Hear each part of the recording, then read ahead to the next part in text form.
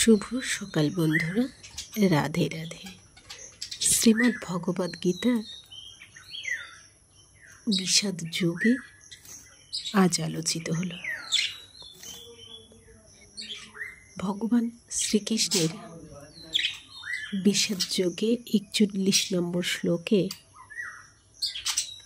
শঙ্কর নরকায়ৈব কুলঘানাং কুলস্য চ পতন্তি পিতর হেসাং লুপ্তপিণ্ড দক্রিয়া।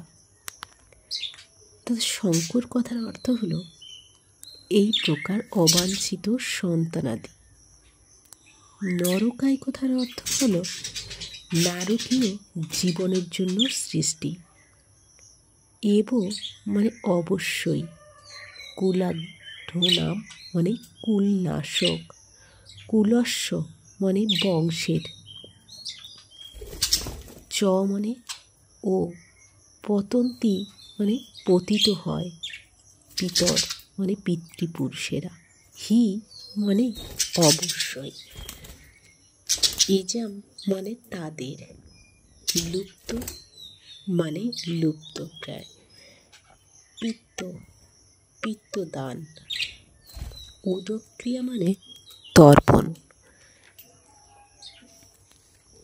বর্ণসংকর উৎপাদন বৃদ্ধি হলে কুল এবং কুলঘাতকেরা নরকগামী হয়। সেই কুলে পিত্তদান ও তর্পণ লোপ পাওয়ার ফলে তাদের পিতৃপুরুষেরাও নরকে অধঃপতিত হয়। কর্মকাণ্ডের বিধি অনুসারে পিতৃপুরুষেরা আত্মাদের প্রতি পিত্তদান ও জল উৎসর্গ করা প্রয়োজন হয়। আর এই উৎসর্গ সম্পন্ন করা হয়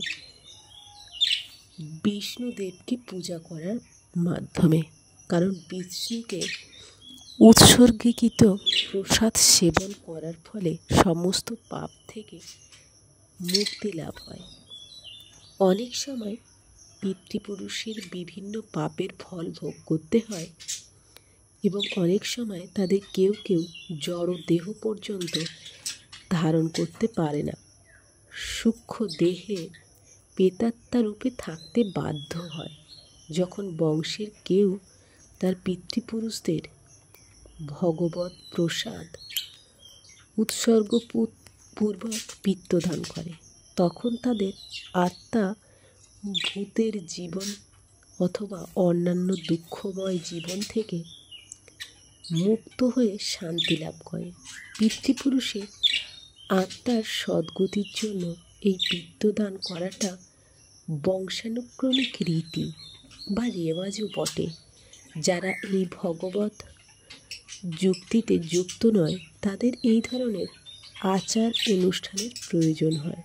তবে যারা ভক্তিযোগ সাধন করে তাদের এই ধরনের অনুষ্ঠান করার প্রয়োজন নেই। তারা কেবলমাত্র ভক্তিযোগ সাধন করার মাধ্যমেই শত সহস্র পূর্বপুরুষকে উদ্ধার করতে পারে। শ্রীমদ্ ভগবতে 11, 5 এবং 41 বলা হয়েছে, যিনি সব রকম কর্তব্য পরায়ণ করে মুক্তিদানকারী মুকুন্দের চরণ কমলের শরণ নিয়েছেন এবং ঐকান্তিকভাবে পন্থাটি অবলম্বন করেছেন, তার আর দেবাদিদেব, মুনি, ঋষি, পরিবার, পরিজন, মানব সমাজ, পিতৃপুরুষের প্রতি কোনো কর্তব্য থাকে না। পরমেশ্বর ভগবানের সেবা করার ফলে এই ধরনের কর্তব্যগুলি স্বাভাবিকভাবেই সম্পন্ন হয়। আর এই কর্মগুলি সম্পাদনের পরই তাদের আত্মার, পূর্বপুরুষের আত্মার শান্তি লাভ হয়, এটাই মানা হয়।